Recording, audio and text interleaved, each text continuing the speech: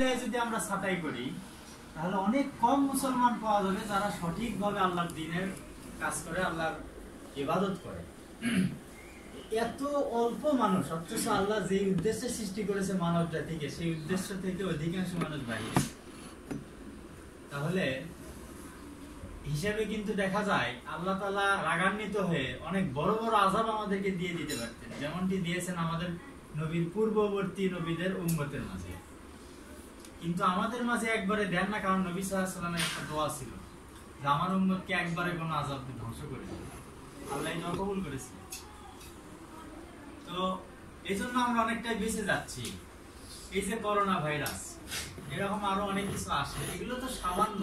আল্লাহ তাআলা আমাদের যে পাপের পরিমাণ, আমাদের যে নাফরমান যে সংখ্যা, আমাদের মানুষের মাঝে নাফরমানদের সংখ্যা, এই অনুযায়ী হিসাব করলে আরো বড় বড় আযাব হয়তো আসতেও পারে। তো যাই হোক, আমি উদ্দেশ্যটা স্মরণ করিয়ে দিলাম যে আমাদেরকে ইবাদত, আল্লাহর ইবাদতটাই হলো আমাদের মূল উদ্দেশ্য। পাশাপাশি আমাদের দুনিয়ায় চলার জন্য বা বিভিন্ন কারণে আমাদের অনেক কাজ করতে হয়। কিন্তু এখানে একটা সহজ বিষয় আমি বলি, আমরা আসলে ইবাদত বলতে কি বুঝি? এই ইবাদতটা আমরা চিনি না, যার কারণে আমরা বুঝি না যে আমরা কোন কাজটা ইবাদত, কোন কাজটা ইবাদত না। আমাদের ইসলাম একটি পূর্ণাঙ্গ জীবন ব্যবস্থা, তার মানে জীবনের সব সাইডের সমাধান ইসলামে আছে, প্রকাশ্যভাবে পরোক্ষভাবে আছে। তো আমরা শুধু ইবাদত বলতে নামাজ, রোজা, হজ, যাকাত ইত্যাদি কয়েকটা জিনিসকে বুঝি। তো এই কয়েকটা জিনিস না করে অন্য কাজ যেগুলোতে আমরা করতেছি সেগুলোকে আমরা ইবাদত মনে করি না। এখানে আমাদের একটা ভুল ধারণা, কারণ আমরা নামাজ, রোজা, হজ, যাকাত তো করবোই, যেগুলো ফরজ। এছাড়াও আমরা যে চাকরি করতেছি, যে ব্যবসা করতেছি, যে যেখানেই কাজ করতেছি, সেখানেও যদি আমরা প্রত্যেকটা কাজ, যে ব্যবসা করতেছি সেই ব্যবসার মধ্যে আল্লাহ তাআলার কি বিধান আছে, কিভাবে ব্যবসা করার নির্দেশ আছে, ওগুলো জেনে ওইভাবে যদি আমরা ব্যবসাগুলো করি, ব্যবসার মধ্যে মিথ্যা কথা বলা যাবে না, ধোঁকা দেওয়া যাবে না ইত্যাদি। এইভাবে করলে পুরো ব্যবসাটাই আপনার ইবাদত, পুরো ব্যবসায়িক জীবনটাই আপনার ইবাদত। আপনি একটা জায়গায় চাকরি করতেছেন একটা লোকের আন্ডারে, সেখানে আপনার ইসলামের বিধিবিধান ফলো করে চলেন, ওটাও আপনার ইবাদত। সুতরাং পুরো জীবনের সব কাজকে আপনি ইবাদত বানাইতে পারবেন। দুনিয়ার উদ্দেশ্যে যেগুলো করতেছেন ওগুলোকেও আপনি নিয়ত চেঞ্জ করলে ইবাদত বানাইতে পারবেন। কিন্তু আমাদের ইবাদতের সংজ্ঞাটা বুঝতে ভুল হয়ে যায়। আশা করি বুঝতে পারছেন। তো একটা বিষয় আমি যে উদ্দেশ্যটা স্মরণ করে দিচ্ছি, উদ্দেশ্য এখানেই শেষ। এখন আমি যে বিষয় বলবো সেটা হলো, আমাকে একটা বিষয় খুব কষ্ট দেয়, সেটা হলো আল্লাহ রাসূল সাল্লাল্লাহু আলাইহি সাল্লাম তিনি যখন নবী হলেন, তিনি কিন্তু প্রথমে তার বংশের লোকদের মাঝে দাওয়াতি কাজ করেছেন। তিনি কিন্তু প্রথমে চলে যাননি মদিনায়, প্রথমেই চলে যাননি পারস্য, রোমে, ওগুলাতে দাওয়াত দেন নাই। তিনি প্রথমে তার ওই মক্কাতে কুরাইশ বংশে, যে বংশে তার জন্ম, ওই বংশের লোকদেরকে দাওয়াত দিয়েছেন, কারণ তাদের দাওয়াত পাওয়ার হকটা বেশি। ওই বংশের নবী, অথচ ওই বংশে না দাওয়াত দিয়ে বাইরে যায় দাওয়াত দিবে, ওই বংশের লোক জাহান্নামে যাবে, বাইরের লোক জান্নাতে যাবে, এটা হয় না, তাদের হক বেশি। এই জিনিসটা আমাকে কষ্ট দেয়। সকল নবী, শুধু মুহাম্মদ সাল্লাল্লাহু আলাইহি ওয়াসাল্লাম না, সকল নবী তাদের নিজ নিজ এলাকায়, নিজ নিজ বংশে দাওয়াতি কাজ করেছেন সবার আগে, এরপরে অন্য জায়গায় করেছেন। তো আমাদের নবী ঠিক তেমনই করেছেন। আমার কষ্ট লাগে সেটা হলো, আমাদের বর্তমান যুগে যারা আলেম ওলামা আছেন, তারা পড়াশোনা করে আলেম হন, দাওয়াতি কাজও করেন, অনেক মাহফিল করে, অনেক জুমার খুতবা দেয়, আরো বিভিন্ন প্রোগ্রাম করেন, বই লেখেন, আরো বিভিন্ন ভাবে তারা দ্বীনের খেদমত করতেছেন। কিন্তু আমরা যদি এদের মাঝে জরিপ চালাই, তাদের নিজের বংশের লোকদের কি অবস্থা, তাদের পরিবারের কি অবস্থা, তাহলে কিন্তু অনেক খারাপ রিপোর্ট পাবো অধিকাংশের ক্ষেত্রে। কারণ তারা কিন্তু তাদের বংশের লোকদেরকে ওইভাবে সময় দেয় না, দাওয়াত দেয় না, তাদের রুটিনে এটা নাই। তাহলে এই জন্য আমার খুব কষ্ট লাগে। আমি মাঝে মাঝেই আমি আল্লাহর কাছে এটা বলি, আল্লাহ আমাকে এই সুযোগটা করে দিও, যাতে করে আমি আমার এই দায়িত্বটা পালন করতে পারি। নিয়মিত না হোক, মাসে বছরে যেভাবেই হোক পালন করতে পারি। এজন্য সহযোগিতা কিন্তু লাগবে আপনাদের। কারণ আল্লাহ রাসূল সাল্লাল্লাহু আলাইহি ওয়াসাল্লাম যখন একাই শুরু করেছিলেন, তার বংশ থেকেই কিন্তু তার কিছু সহযোগিতা বের হয়েছে। বাইরে থেকে এসে কিন্তু প্রথমে সহযোগিতা করে। তাহলে আমার বর্তমান যুগে দেখি আলেম ওলামারা তাদের নিজের ফ্যামিলি, নিজের বংশের লোকদেরকে দাওয়াত দেয় না, দূরে দূরে অনেক দেশ বিদেশ সফর করতেছেন। তো এটা আসলে তারা করুক, দেশ বিদেশ সফর করুক, প্রয়োজন আছে, কিন্তু নিজের বংশের হকদার সবচেয়ে বেশি, তারা হকদার সবচেয়ে বেশি। কারণ আল্লাহ তাআলা কোরআনে বলছেন, দাওয়াতের আদেশ দিয়ে বলেছেন, ইয়া আইয়ুহার রাসূল বাল্লিগ মা উনজিলা ইলাইকা মির রাব্বিক। হে রাসূল, আপনি পৌঁছিয়ে দিন, দাওয়াত দিন, আপনার উপর যা নাজিল করা হয়েছে ওই জিনিসটা পৌঁছিয়ে দিন। মানে আপনার উপর কি নাজিল করা হয়েছে? কোরআন, হাদিসও কিন্তু নাজিল করা হয়েছে। কারণ আল্লাহ তাআলা বলছেন, ওমা ইয়ানতিকু আনিল হাওয়া ইন হুয়া ইল্লা ওয়াহয়ু ইউহা। তিনি নিজের পক্ষ থেকে নবীর ব্যাপারে বলতেছেন, তিনি নিজের পক্ষ থেকে কোনো কথা বলেন না, তিনি যা বলেন তা ওহীর ভিত্তিতে বলেন। তো তার মানে তিনি যে কোরআনের ব্যাখ্যাগুলো করেন হাদিস, সেগুলো কিন্তু ওহীর ভিত্তিতেই, যদিও ভাষাটা রাসূলের। তাহলে এই কোরআন হাদিস এগুলো পৌঁছায় দিতে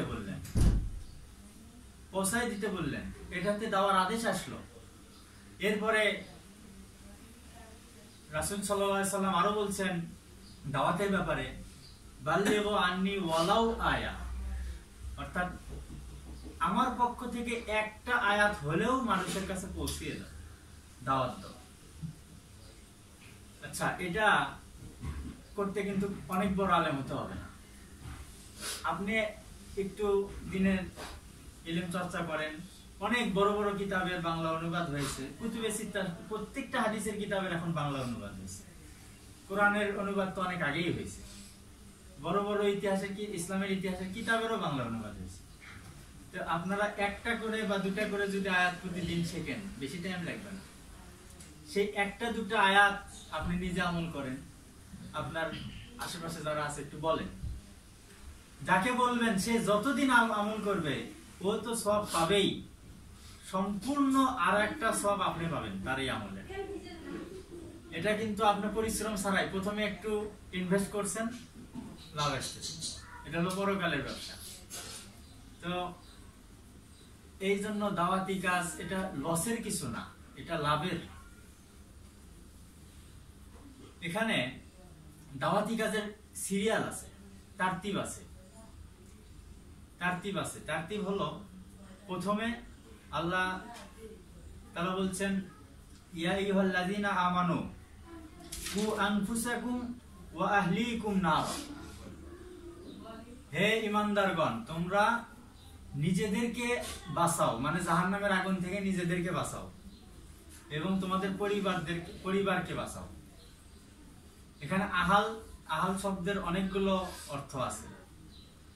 এখানে যে অর্থটা আছে, সিরিয়ালে সর্বপ্রথম নিজের পরিবার, এরপরে নিজের আত্মীয় স্বজন বংশ, এরপরে আস্তে ধীরে প্রতিবেশী, আস্তে ধীরে আশেপাশে দেশ বিদেশ চলবে। এটাই হলো এই আহালের ব্যাখ্যা। তাহলে নিজে বাঁচতে হবে এবং এই সিরিয়ালে পুরো বিশ্বকে বাঁচাইতে হবে, এই আদেশ আল্লাহ তাআলা করেছেন। এরপরে এই আয়াতের পরের অংশে আল্লাহ তাআলা বলছেন, ওয়াকুদুহান নাসু ওয়াল হিজার, অর্থাৎ এই জাহান্নাম, যেই জাহান্নাম থেকে বাঁচার কথা বললেন, ওই জাহান্নামের ব্যাপারে আবার সতর্ক করে দিচ্ছেন যে ওই জাহান্নামের লাকড়ি কিন্তু হবে এই মানুষ আর পাথর। পাথর কত গরম হয়, যারা আরব দেশে গেছেন, আমি নিজেও যাই নাই, শুনেছি পাথর অনেক গরম হয়, শীতের দিন আবার অনেক ঠান্ডা হয়।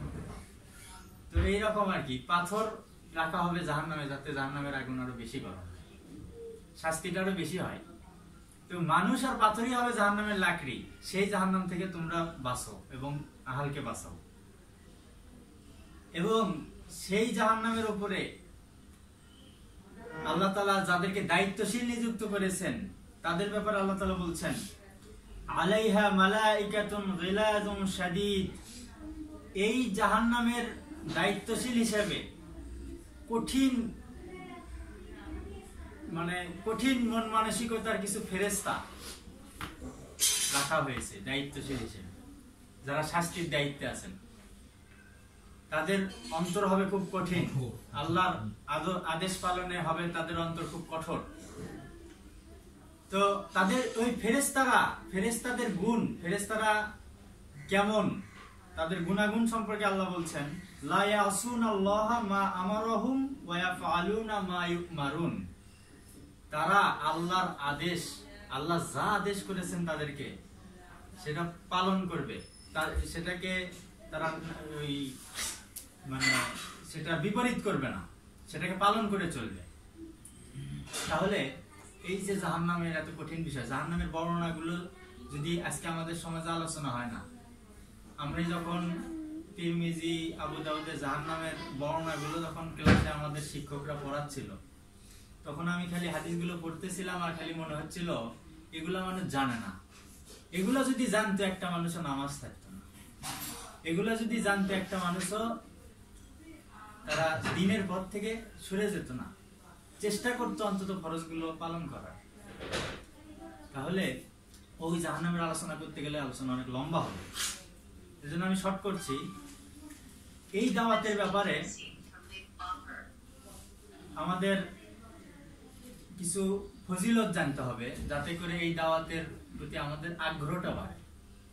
আল্লাহ রাসূল সাল্লাল্লাহু আলাইহি ওয়াসাল্লাম দেখেন শুধু এই আদেশের বাণী শোনান নাই, সাথে সাথে ফজিলতের বাণীগুলো আমাদেরকে শুনিয়ে গেছেন। যেমন মুসলিম শরীফে এসেছে, সেই মুসলিমে বর্ণিত সাল্লাল্লাহু আলাইহি ওয়াসাল্লাম বলছেন, মান দাল্লা আলা খায়রিন ফালাহু মিসলু আজরি ফাইলিহি, যে ব্যক্তি কোন একটা কল্যাণ কাজের ব্যাপারে মানুষকে দেখিয়ে দিল যে এই কাজটা কল্যাণ, এই কাজটা করো, তাহলে ওই যে কথা আমি কিছুক্ষণ আগেই বললাম, ওই ব্যক্তির সওয়াব যা হবে ওই রকম সওয়াব তারও হবে। ওই ব্যক্তি যখন আরেকজনকে বলবে, আরো 10 জনকে বলবে, এর সওয়াবও পাবেন, ওই 10 জনের সওয়াবও পাবেন, এভাবে সিলসিলা চলে যাবে। আল্লাহ রাসূল সাল্লাল্লাহু আলাইহি ওয়াসাল্লাম আলী রাদিয়াল্লাহু তাআলা আনহুকে বলতেছেন যে ফাওয়াল্লাহি লা আন ইয়াহদিয়াল্লাহু বিকা রাজুলান ওয়াহিদান খায়রুন লাকা মিন আন ইয়াকুনা লাকা হুমরুন নাম। অর্থাৎ এই হাদিসটা আছে বুখারীতে, যে আলী রাদিয়াল্লাহু তাআলা আনহুকে আল্লাহ রাসূল সাল্লাল্লাহু আলাইহি ওয়াসাল্লাম বলছেন যে আল্লাহর কসম, তোমার মাধ্যমে একজন লোক হেদায়েত যদি পায় তাহলে এটা তোমার জন্য লাল উটের মালিক হওয়া থেকেও অনেক ভালো। আরবে ওই সময় লাল উট অনেক কিছু, লাল উটের মালিক হওয়া সে অনেক ধনী ব্যক্তি। তাহলে আল্লাহ রাসূল সাল্লাল্লাহু আলাইহি ওয়াসাল্লাম এটা বুঝাতে চাচ্ছেন যে দুনিয়ায় তুমি যত বড় কিছুই হও না কেন, তোমার মাধ্যমে একটা লোক যখন হেদায়েত পাবে, তোমার দাওয়াতে একটা লোক যখন পথ ফিরে পাবে, ভালো পথে আসবে, এটা তোমার জন্য আরো বেশি উত্তম। কারণ ওই যে সিলসিলা চলে যাবে, সওয়াবের সিলসিলা। তো আমরা দাওয়াতি কাজের কিছু ফজিলত জানতে পারলাম। এবার দাওয়াতি কাজের যে দাওয়াত দিবে, যিনি দায়ী হবে, তার দায়িত্ব কতটুকু। আপনি দাওয়াত দিবেন, এটা ঠিক আছে, কিন্তু আপনি দাওয়াত দিতে গিয়ে মানুষকে জোর করে ইসলাম মানাইতে পারবেন না, এই অধিকার আপনাকে দেওয়া হয় নাই। কারণ ওটাতে ভালো ফলের থেকে খারাপ ফল বেশি আসবে। এজন্য আল্লাহ তাআলা বলছেন, ফাইন্নামা আলাইকাল বালাগ ওয়া আলাইনাল হিসাব, সূরা রাদের 40 নম্বর আয়াতে আছে। অর্থাৎ রাসূলকে বলতেছেন, তোমার উপর দায়িত্ব তো শুধু তুমি দাওয়াত দিবে, আর ওরা কি করলো না করলো, তোমার দাওয়াত গ্রহণ করলো না কি করলো না, সেই হিসাব নেওয়ার দায়িত্ব আমার। তোমার উপর দায়িত্ব দাওয়াত দাও, তুমি যদি দাওয়াত না দাও তাহলে আবার ওই হিসাবও আমার নেওয়ার দায়িত্ব হয়ে যাবে। এই বিষয়টা, এটা একটা আমানত। আল্লাহ তাআলা সবাইকে এই দ্বীনে ইলম অর্জন করার সুযোগ দেয় না। আল্লাহ রাসূল সাল্লাল্লাহু আলাইহি ওয়াসাল্লাম বলছেন, খায়রুকুম মান তাআল্লামাল কুরআন ওয়া আল্লামা, তোমাদের মধ্যে উত্তম সেই ব্যক্তি যে ব্যক্তি দ্বীনে ইলম অর্জন করে এবং শিক্ষা দেয়। এরপর আল্লাহ রাসূল সাল্লাল্লাহু আলাইহি ওয়াসাল্লাম আরো বলছেন, মাইয়ুরিদিল্লাহু বিহি খায়রান ইফাক্কিহু ফিদ্দীন, যে ব্যক্তির আল্লাহ তাআলা যার মাধ্যমে দ্বীনের কল্যাণ নেওয়ার ইচ্ছা করেন, আল্লাহ তাআলা তাকে দ্বীনের গভীর জ্ঞান দান করেন। তো এই জন্য যাদেরকে এই দ্বীনের জ্ঞান দান করা হয়েছে, অল্প হোক বা বেশি হোক, সবাই একরকম অর্জন করতে পারবে না, এটাই স্বাভাবিক। তার কাছে এটা একটা আমানত, সে এটার দায়িত্ব কতটুকু পালন করতেছে। কারণ আল্লাহ রাসূল সাল্লাল্লাহু আলাইহি ওয়াসাল্লাম বলছেন, আল উলামা ওয়ারাসাতুল আনবিয়া, নবীদের ওয়ারিস। তো নবীদের কাজ কি ছিল? নবীদের কাজ ছিল হলো দাওয়াতি কাজ করা, সঠিক দিন মানুষকে পৌঁছানো, মানুষকে জাহান্নামের পথ থেকে দূরে আনা। একটা ছোট বাচ্চাকে ছাড়িয়ে দিলেন, সে আগুনের দিকে যাচ্ছে, যাই কেন সে আগুন চেনে না, কিন্তু একটা বড় মানুষ কিন্তু যাবে না। তো আপনার দায়িত্ব হলো, বাবার দায়িত্ব হলো ছেলেকে আগুন থেকে ফিরে আনা। কারণ বাবার ওইটুকু জ্ঞান আছে যে ওটা একটা আগুন, ওটাতে গেলে কি হবে এর পরিণতি বাবার জানা আছে। তো কোরআন হাদিস যারা শিখতেছেন তাদের এই দায়িত্বটা তাদের উপরে চলে আসে। অনেক মানুষ আছে যারা জানে না এটা খারাপ কাজ, অথবা জেনেও শয়তানের ধোঁকায় হোক বা যে কোনো কারণে ওইদিকে যাচ্ছে, তাদেরকে ফিরে আনতে হবে, এটা আমাদের দায়িত্ব। এজন্য আর ওলামারা যে নবীদের ওয়ারিস, এটা কিন্তু সম্পদের ওয়ারিস না, এটা সম্পদের ওয়ারিস না। নবীদের সম্পদের ওয়ারিস নবীদের সন্তানেরাও হয় না, সেখানে অন্যরা কেমন হয়। তো এই জন্য নবীদের ওয়ারিস বলতে এখানে নবীদের দায়িত্বের ওয়ারিস, এই ওয়ারিস বোঝানো হয়েছে। তাহলে এই জন্য আমার খুব ইচ্ছা হয়, আরেকদিকে টেনশনও হয়। ইচ্ছা হয় এটাই যে এই সিরিয়াল অনুযায়ী আমাদের দাওয়াতি কাজটা করা দরকার। আমাদের ফ্যামিলিতে অনেকেই আছে নামাজ পড়ে না, আমাদের বাগারভিটা এলাকা বলেন বা তার আশেপাশের এলাকা অনেক মানুষ আছে নামাজ পড়ে না। আগে যে আমাদের বংশে যেভাবে দিনই, আমি যতটুকু শুনেছি, দিনের যে একটা স্পিরিট ছিল সবার মধ্যে, এটা নাই এখন। তারপরে আমাদের যে একটা মানে দিনের আমাদের কিন্তু এমন না যে আমাদের বংশের লোকেরা খুব টাকা পয়সাওয়ালা ছিল, খুব ধনী ছিল, অনেক কিছু করছে, বিষয়টা এমন না। আমাদের বংশের একটাই মর্যাদা, একটা কারণেই তারা মর্যাদা পেত, যে তারা দিনকে ভালোবাসতো। তাই দিনকে যারা ভালোবাসতো তাদেরকে সম্মান করত। আমি যতটুকু শুনেছি, অনেক বড় বড় আলেমরা ওই সব এলাকায় গেলে তারা ওই গ্রামে যায় থাকতো। তাহলে কেন থাকতো? কারণ ওই গ্রামের লোকেরা এদেরকে মর্যাদা দিত। আব্দুল্লাহ ইবনে ফজল রাহিমাহুল্লাহ, আল্লামা কাফি আল কুরাইশি রাহিমাহুল্লাহ, তাদের ব্যাপারে শুনেছি তারা নাকি সেখানে গিয়েই থাকতো। তো আমার শোনা ভুল হতে পারে, সঠিক হতে পারে, তবে এটা সত্য যে তারা দিনকে মর্যাদা দিত। তো এখানে যে বিষয়টা দাওয়াতি কাজ, আমি যেটা বলতেছিলাম, দায়ীর যে দায়িত্ব, এই দায়িত্বটা শুধু পৌঁছিয়ে দেওয়া, জোর করে তাকে আমল করানো না। তবে এখানে আরেকটা বিষয় আছে, নাহিয়ানিল মুনকার, অর্থাৎ খারাপ কাজ থেকে বাধা দেওয়া, এটা দিতে হবে যার যার সামর্থ্য অনুযায়ী, এটা দিতে হবে। কারণ আল্লাহ রাসূল সাল্লাল্লাহু আলাইহি ওয়াসাল্লাম বলছেন, সহিহ মুসলিমে হাদিস কি আছে, মান রাআ মিনকুম মুনকারান ফালইয়ুগাইয়িরহু বিয়াদিহি, অর্থাৎ তোমাদের মধ্যে থেকে যে ব্যক্তি কোনো খারাপ কাজ করতে দেখে, তার উপর অবশ্যই হলো সে যেন তার হাত দিয়ে তাকে বাধা দেয়, সেটাকে পরিবর্তন করে। এরপরে বলছেন, ফাইন লাম ইয়াস্তাতি ফাবিলিসানিহি, যদি সে হাত দিয়ে বাধা দেওয়ার ক্ষমতা তার না থাকে, তাহলে সে যেন তার জিহ্বা দিয়ে বাধা দেয়। মানে কি? কথা বলে তাকে মানা করো, তাকে কিছু ভালো কথা বলো, সেটা যে খারাপ সেটা তাকে জানাও, এভাবে হিকমতের সাথে। এরপরে বলছেন, ফাইন লাম ইয়াস্তাতি ফাবিকলবি, এই যদি এটাও না পারে, মুখ দিয়েও না পারে, তাহলে হয়তো অনেক সময় মুখ দিয়ে কথা বললেও বিপদ হয়ে যায়, ক্ষমতা নাই। এজন্য তখন অন্তর দিয়ে বাধা দেওয়া, এটার অনুবাদ অনেকে করে ঘৃণা করা। শুধু ঘৃণা করাই যথেষ্ট নয়, এখানে অনুবাদ হবে হলো অন্তর দিয়ে পরিকল্পনা করা। আমি তো হাত দিয়েও বাধা দিতে পারলাম না, মুখ দিয়েও বলতে পারলাম না, এখন কিভাবে এটা দূর করা যায়, কিভাবে এই লোকটাকে খারাপ কাজ থেকে দূরে সরানো যায়, বিভিন্ন ভাবে পরিকল্পনা করা। এটা হলো অন্তর দিয়ে বাধা দেওয়া, পরিকল্পনা করে সে অনুযায়ী কাজ করা। এরপর আল্লাহ রাসূল সাল্লাল্লাহু আলাইহি ওয়াসাল্লাম বলছেন ওয়াযালিকা আদাফুল ঈমান, এই যে শেষে এই যে অন্তর দিয়ে বাধা দেওয়ার কথাটা আছে, এটাকে বলা হচ্ছে ইমানের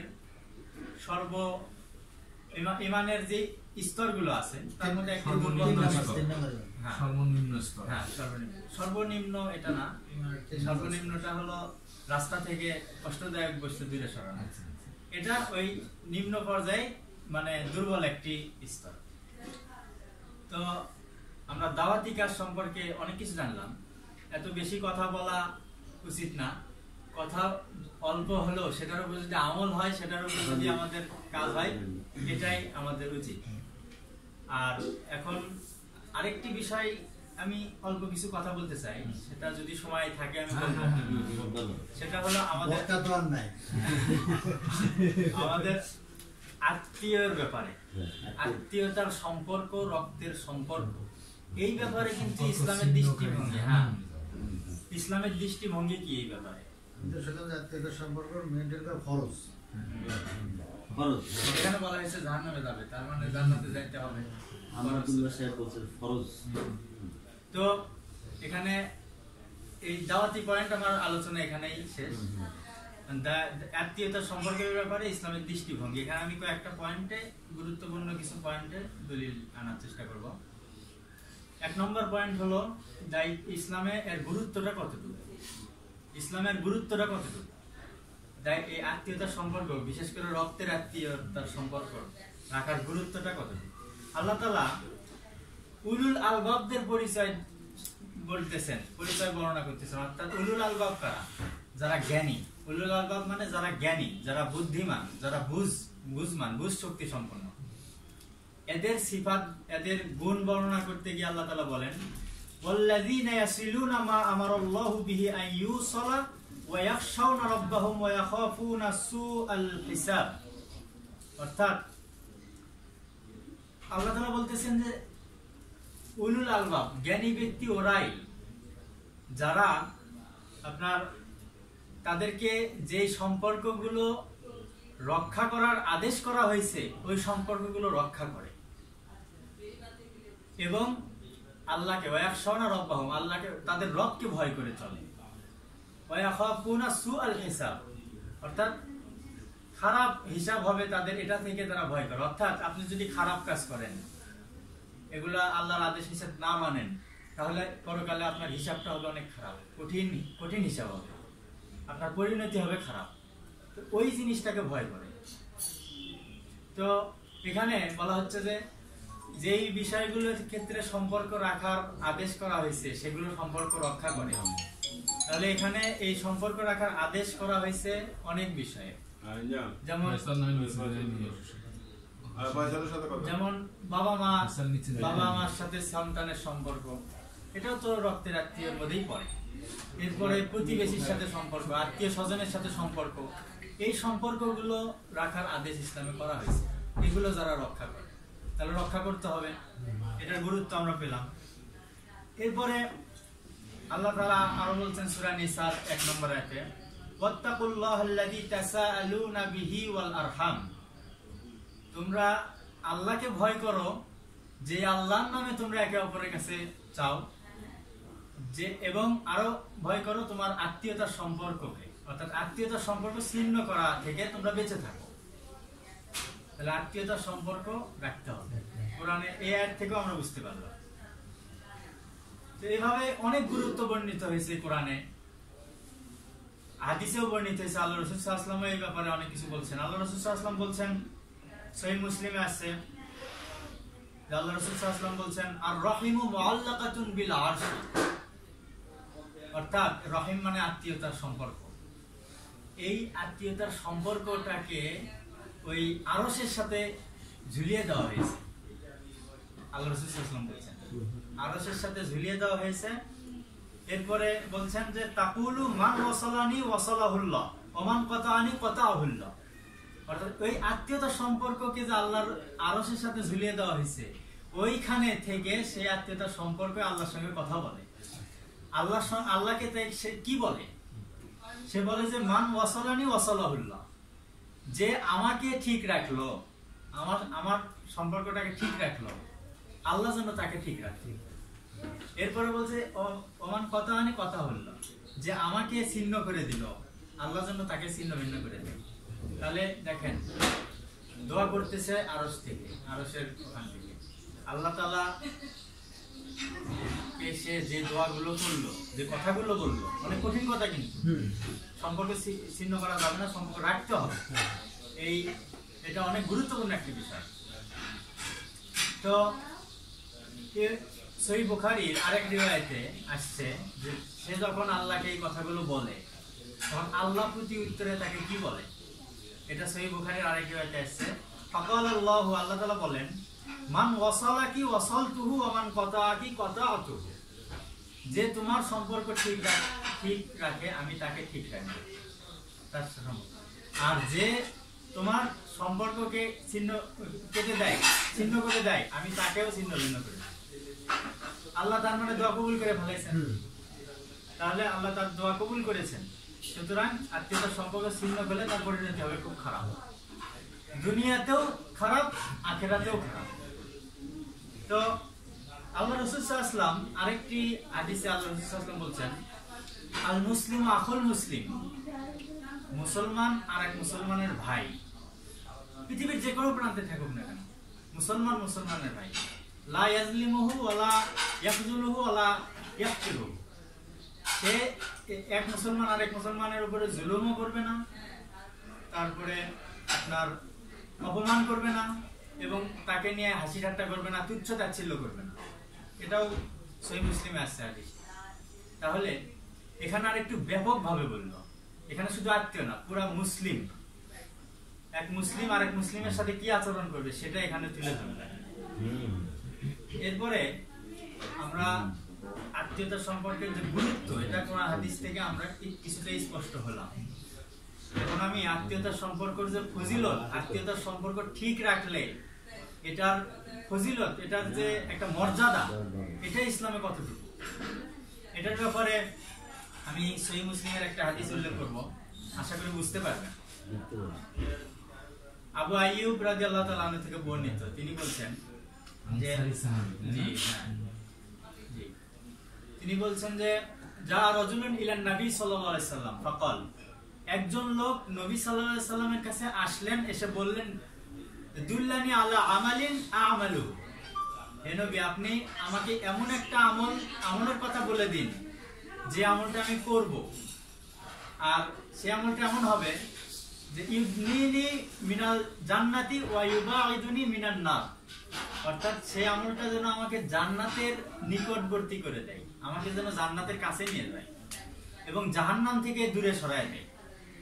এমন একটি আমলের কথা জিজ্ঞাসা করলেন। এরপরে রাসূল সাল্লাল্লাহু আলাইহি ওয়াসাল্লাম বলছেন সেই আমলগুলোর কথা, কয়েকটা আমলের কথা বলছেন। একটা হলো তা'বুদুল্লাহ লা তুশরিকু বিহি শাইআ, এক নম্বর আমলের কথা বললেন, তুমি আল্লাহর ইবাদত করো আর আল্লাহর সাথে কাউকে শরীক করো না, অর্থাৎ শিরিক করো না, এক নম্বর আমলের কথা বললেন। দ্বিতীয় নম্বর আমলের কথা বললেন তুকিমুস সালাতা, সালাত কায়েম করো। সালাত আদায় করা এক জিনিস, কায়েম করা আরেক জিনিস। আদায় আমি নিজে সালাত আদায় করি, শেষ, আদায় হয়ে গেছে। কিন্তু আমি নিজে সালাত আদায় করি, কায়েম করা যে জিনিসটা কি, আমি নিজে সালাত আদায় করি, এটা আমার নিজের মধ্যে কায়েম করলাম। আমার অধীনে যারা আছে পরিবারের লোকজন, তাদের মধ্যে সালাতে পড়ানোর অভ্যাস করাইতে হবে, সালাত তাদের মধ্যে কায়েম করলাম। আমার দায়িত্বে যদি আরো থাকে, যেমন দেশের প্রেসিডেন্ট প্রধানমন্ত্রীর দায়িত্বে পুরো দেশ থাকে, এই জন্য তাদের দায়িত্ব হলো পুরো দেশের হিসাব তাদের থেকে আল্লাহ নিবে, তুমি কেন সালাত কায়েম করনি তোমার দেশে। এই মানে যার যার দায়িত্ব পর্যায় থেকে তাকে কায়েম করতে হবে। এরপরে তৃতীয় নম্বর যে আমলের কথা বললেন, তুতি যাকাত, যাকাত আদায় করো। খেয়াল করেন, সালাতের ক্ষেত্রে কায়েম করো, এখানে আদায় করো। আচ্ছা, যাকাত আদায় করতে হবে, যারা ধনী তাদের জন্য যাকাত আদায় করতে হবে। এরপরে চতুর্থ নম্বরে যে আমলের কথা বললেন এটা হলো আমাদের এখানে মূল উদ্দেশ্য। তাসিলু যা রহিমাকা, আল্লাহ রাসূল সাল্লাল্লাহু আলাইহি ওয়াসাল্লাম বলছেন, অর্থাৎ তুমি তোমার আত্মীয়তার যে সম্পর্ক এটাকে ঠিক রাখো। তাহলে গুরুত্বপূর্ণ 4টা আমলের কথা রাসূল বললেন, সেখানে এই আমলটাকে আনতে। তো এভাবে আত্মীয়তার সম্পর্ক ঠিক রাখতে হবে। এটার ফজিলত, অর্থাৎ আল্লাহ রাসূল সাল্লাল্লাহু আলাইহি ওয়াসাল্লামের কাছে যখন সেই ব্যক্তি জিজ্ঞাসা করলেন যে জান্নাতি এমন একটা আমল বলে দিন যেটা করলে আমি জান্নাতে যাব, জাহান্নাম থেকে দূরে সরে যাব, তাহলে ওই আমলগুলোর মধ্যে এটাকে আল্লাহ রাসূল সাল্লাল্লাহু আলাইহি ওয়াসাল্লাম উল্লেখ করলেন। এরপরে আল্লাহ রাসূল সাল্লাল্লাহু আলাইহি ওয়াসাল্লাম বললেন, যখন ওই লোকটা চলে যাচ্ছিল, মানে এই কথাগুলো শুনে পিছন ফিরে চলে যাচ্ছে, তখন আল্লাহ রাসূল সাল্লাল্লাহু আলাইহি ওয়াসাল্লাম বললেন, ইন তামাসসাকা বিমা উমিরা বিহি দাখালাল জান্নাহ। মানে অন্যদেরকে বলতেছে, সে তো পিছন ফিরে চলে যাচ্ছে, অন্যদেরকে বলতেছে যে এই ব্যক্তিকে যা যা আদেশ করা হলো এগুলো যদি সে করে, পালন করে, তাহলে সে জান্নাতে প্রবেশ করবে। তাহলে এই যে কয়েকটা বিষয়, তাহলে এখান থেকে আমরা এই একটা হাদিস থেকে আমরা অনেক ফজিলত বুঝতে পারলাম যে জান্নাতি যদি আমি পেয়ে যাই তাহলে আমার তো আর কিছু লাগে না, এটাই তো আমাদের মূল টার্গেট। এবং আমরা ফজিলত সম্পর্কে কিছু ধারণা পেলাম। এরপরে আরেকটি পয়েন্ট, সেটা হলো আত্মীয়তার সম্পর্ক রাখলে আমাদের রিজিক বৃদ্ধি পাবে, আয়ু বৃদ্ধি পাবে। আত্মীয়তার সম্পর্ক, যে ব্যক্তি মানে আত্মীয়তার সম্পর্ক ঠিক রাখে তার রিজিকও বৃদ্ধি হবে দুনিয়াতে এবং আয়ু বৃদ্ধি হবে। আল্লাহ রাসূল সাল্লাল্লাহু আলাইহি ওয়াসাল্লাম বলছেন, হাদিসটি বুখারীতে আসছে, মান আহাব্বা আইয়ুবসাতা লাহু ফি রিজকিহি, যে ব্যক্তি চায় যে তার রিজিক বৃদ্ধি করা হোক, রিজিকের মধ্যে প্রশস্ততা দেওয়া হোক, এবং আরো কি চায়, এরপরে আল্লাহ রাসূল সাল্লাল্লাহু আলাইহি ওয়াসাল্লাম বলছেন ওয়ায়ুনসা আলাহু ফি আসারিহি, তার বয়সের ক্ষেত্রে বৃদ্ধি করে, তার বয়সটাকে বাড়িয়ে দেওয়া হোক। এই দুটা জিনিস যে চাই তার জন্য করণীয় বলে দিচ্ছেন আল্লাহ রাসূল সাল্লাল্লাহু আলাইহি ওয়াসাল্লাম, ফালইয়াসিল রাহিমাহু, একটাই করণীয় বলে দিলেন, সেটা হলো এই আত্মীয়তার সম্পর্ক ঠিক রাখতে হবে। তাহলে দুনিয়াতে রিজিক বাড়বে, আয়ু বাড়বে। এই ফজিলত আল্লাহ রাসূল সাল্লাল্লাহু আলাইহি ওয়াসাল্লাম বললেন, ওইদিকে জান্নাতও পাবেন।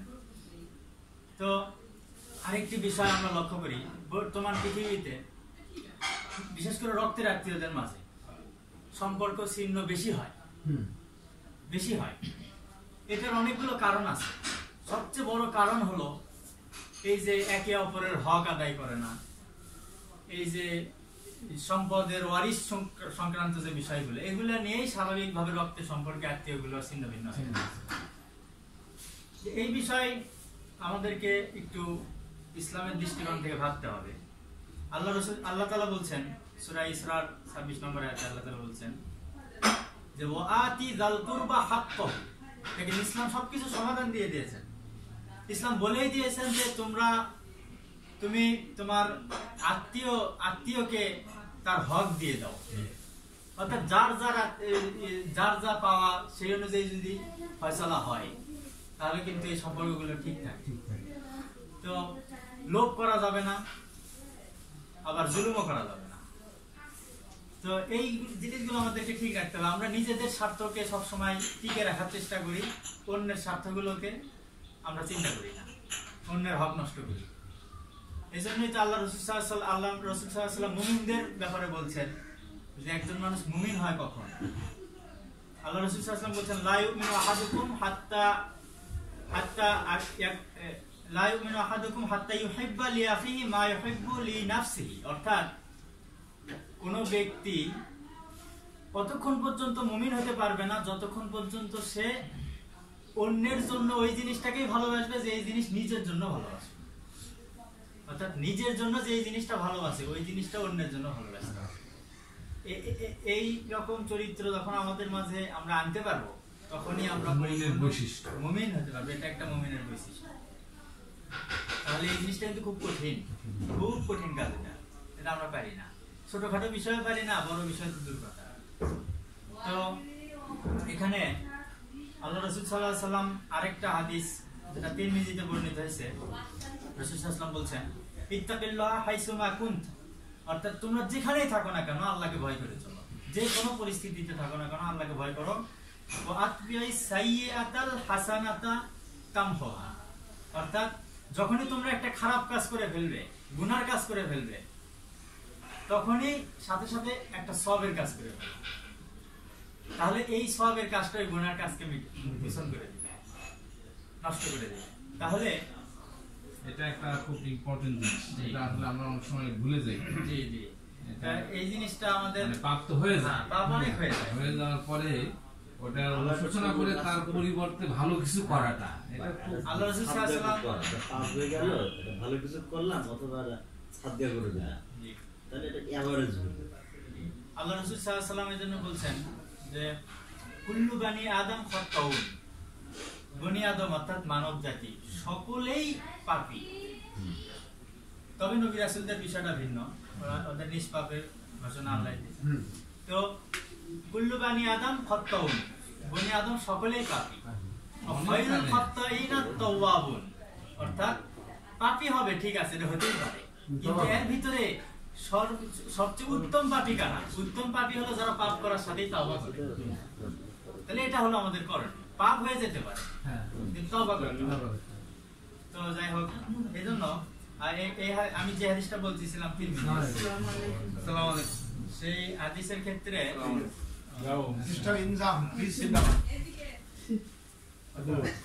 ওই থানা থেকে একটা কাগজ দিছিল, ওটা কি পূরণ করছিলা? থানা থেকে একটা কাগজ দিছিল, পূরণ করে জমা দিছো? জমা দিন। প্রদান এগুলাকে কিন্তু খুব গুরুত্ব দেওয়া হয়েছে, যার কারণে ইসলামী সমাজ ব্যবস্থা যদি চালু থাকতো তাহলে কিন্তু এমনি শান্তি বজায় থাকতো। তাহলে আমরা আত্মীয়ের হক দেওয়ার বিষয়টাকে আমরা জানতে পারলাম সুন্দরভাবে, সংক্ষিপ্ত আকারে। এবার আমরা জানবো প্রত্যেকেই পরস্পরে একে অপরের যদি সহযোগী হই, যে কোনো বিষয়ে যদি একটু সহযোগী হই, তাহলে সবার কঠিন কাজগুলো সহজ হয়ে যায়। সবাই কেউ আর কঠিন কাজে পতিত থাকে না। তাহলে আল্লাহ রাসূল সাল্লাল্লাহু আলাইহি ওয়াসাল্লামের ব্যাপারে অনেক গুরুত্ব দিয়ে অনেকগুলো হাদিস আছে তার, আমি কয়েকটা হাদিস উল্লেখ করব। এক নম্বর হলো যে আল্লাহ রাসূল সাল্লাল্লাহু আলাইহি ওয়াসাল্লাম বলেছেন, মান নাফাসা আন মুমিনিন কুরবাতাম মিন কুরাবিদ দুনিয়া নাফাসাল্লাহু আনহু কুরবাতাম মিন কুরাবি ইয়াউমিল কিয়ামা।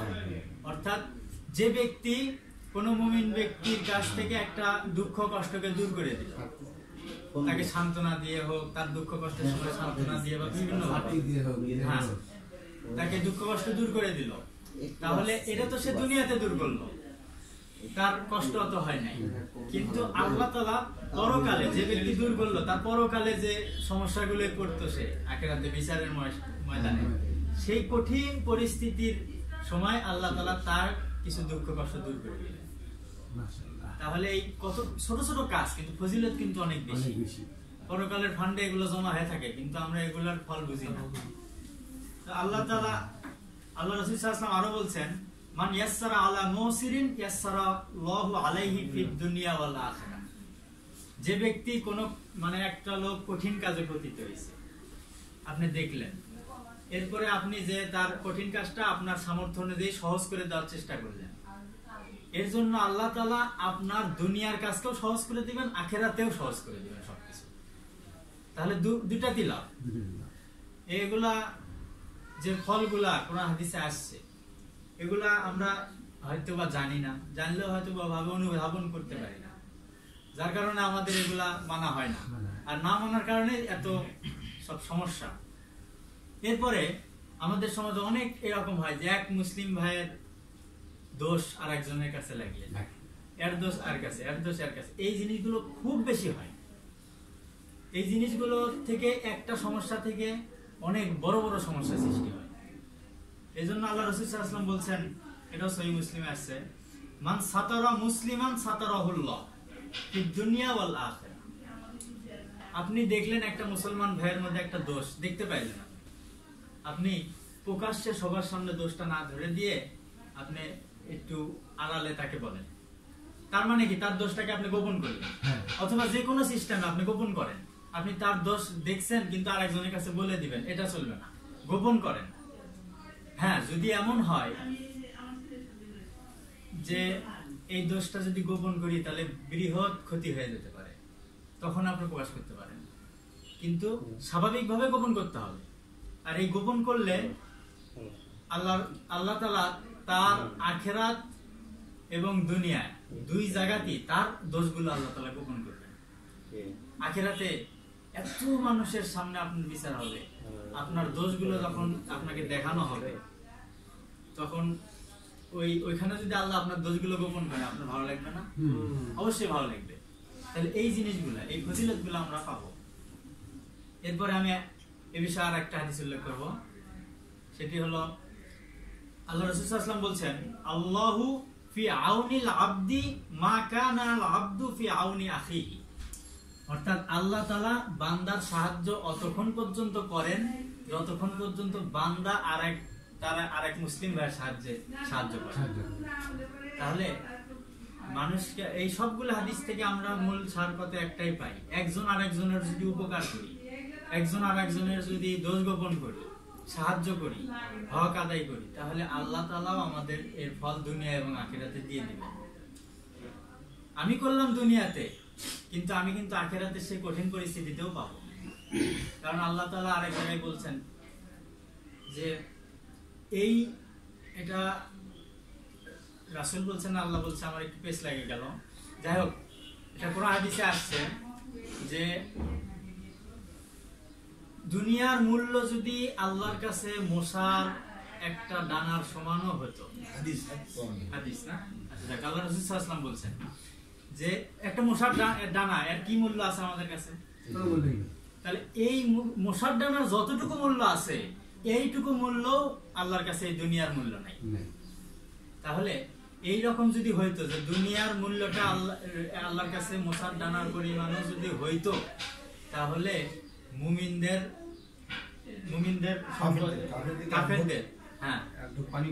কাফেরদেরকে এক ঢোক পানিও খেতে দিত না আল্লাহ। এই যে অক্সিজেন নিয়ে বাঁচতেছে, আল্লাহর দেওয়া অক্সিজেন, এই যে আল্লাহর দেওয়া পানি, সবকিছুই এগুলা নিয়ে তারা বাঁচতেছে। আমরা বর্তমানে দেখি কাফেররা আরো ভালো পাইছে, এই জিনিসগুলো পাইতো না। আল্লাহ রাসূল সাল্লাল্লাহু আলাইহি ওয়াসাল্লাম কি তো উহুদ পাহাড় স্বর্ণে পরিণত করে দিতে চাইছেন, কিন্তু আল্লাহ রাসূল এটা নেয়। তাহলে এগুলোর মধ্যে হিকমত, মানে রাসূলের প্রচুর হিকমত ছিল, তিনি অনেক গভীর চিন্তার অধিকারী ছিলেন। তাহলে আমাদেরকে এই জিনিসগুলা খেয়াল করতে হবে, একজন আরেকজনের সাহায্য সহযোগিতা এগিয়ে আসতে হবে। সর্বশেষ আমি একটা কথা বলবো, এটা বলে আমি শেষ করব, সেটা হলো আত্মীয়তার সম্পর্ক, এই রক্তের আত্মীয়তার সম্পর্ক ছিন্ন করলে তার পরিণতিটা কি, তার শাস্তিটা কি? এই সম্পর্ক ছিন্ন করার ব্যাপারে আল্লাহ তাআলা বলছেন সূরা বাকারার 27 নম্বর আয়াতে, আল্লাহ তাআলা বলছেন যে আল্লাযীনা ইয়ানকুদুনা আহদাল্লাহি মিন বা'দি মিসাকিহি ওয়া ইয়াকতুউনা মা আমারাল্লাহু বিহি আন ইউসালা ওয়া ইউফসিদুনা ফিল আরদ। এই আয়াতে আল্লাহ তাআলা বলছেন যে যারা আল্লাযীনা ইয়ানকুদুনা আহদাল্লাহি মিন বা'দি মিসাকিহি, যারা আল্লাহর সাথে কৃত ওয়াদা করার পরেও সেই ওয়াদা ভঙ্গ করে, এটা এক শ্রেণীর লোক। এবং আরেকটা শ্রেণী কারা? ওয়ায়াকতুউনা মা আমারাল্লাহু বিহি আন ইউসালা, অর্থাৎ তাদেরকে যেই সম্পর্কগুলো রাখার আদেশ করা হয়েছে সেই সম্পর্ক না রেখে সেই সম্পর্কগুলো ছিন্ন করে। আত্মীয়তার সম্পর্ক, প্রতিবেশীর সাথে সম্পর্ক, একে অপরের সাথে সম্পর্ক, এগুলো ছিন্ন করে। তাহলে এটা আরেকটা শ্রেণী। আরেকটা শ্রেণীর কথা এখানে আল্লাহ তাআলা বলছেন, ওয়াইফসিদুনা ফিল আরদ, জমিনে যারা ফাসাদ সৃষ্টি করে বিভিন্ন ভাবে। এই শ্রেণীর লোকদের, এই কয়েকটা শ্রেণীর লোকদের পরিণতিটা কি? এর ভিতরে কিন্তু আত্মীয়তার সম্পর্কের বিষয়টা চলে এসেছে। এদের পরিণতি সম্পর্কে আল্লাহ তাআলা বলছেন এই আয়াতের শেষ অংশে, উলাইকা হুমুল খাসিরুন, এরা হলো ক্ষতিগ্রস্তদের অন্তর্ভুক্ত। এরা হলো ক্ষতিগ্রস্তদের অন্তর্ভুক্ত, পরকালে তারা ক্ষতিগ্রস্তদের অন্তর্ভুক্ত হবে। আল্লাহ তাআলা সূরা রদের 25 নম্বর আয়াতে ঠিক এই শ্রেণীর লোকদের কথা উল্লেখ করেছেন। আবার এরপরে সেখানে আরেকটা পরিণতি বলতেছেন, সেটা হলো উলাইকা লাহুমুল লানাতু ওয়া লাহুম সুউদ দার, অর্থাৎ তাদের উপরে অভিশাপ এবং সুউদ দার, অর্থাৎ বাসস্থান খুব খারাপ হবে তাদের, অর্থাৎ জাহান্নাম, এক কথায় জাহান্নাম, তাদের খুব খারাপ বাসস্থান এবং তাদের উপরে অভিশাপ। তাহলে এই পরিণতিগুলো হবে আত্মীয়তার সম্পর্ক ছিন্নকারীদের, এবং আয়াতে আরো কয়েকটা শ্রেণীর লোকের কথা আছে। তাহলে এই জিনিসগুলো থেকে আমাদেরকে বেঁচে থাকতে হবে, আত্মীয়তার সম্পর্ক ঠিক রাখতে হবে। সর্বশেষ আল্লাহ রাসূল সাল্লাল্লাহু আলাইহি ওয়াসাল্লামের যে হাদিসটা, এটাই যে আল্লাহ রাসূল সাল্লাল্লাহু আলাইহি ওয়াসাল্লাম বলছে লা ইয়াদখুলুল জান্নাতা কাতিউ, অর্থাৎ জান্নাতে প্রবেশ করবে না ওই ব্যক্তি যে ব্যক্তি আত্মীয়তার সম্পর্ক ছিন্ন করে। আত্মীয়তার সম্পর্ক ছিন্ন করলে তার জান্নাতে যাওয়ার আশা বাদ দিতে হবে। আমরা জান্নাতে যাওয়ার আশা করলে তাকে আমাদের আত্মীয়তার সম্পর্ক রক্ষা করতে হবে, এটাই হলো ফাইনাল কথা।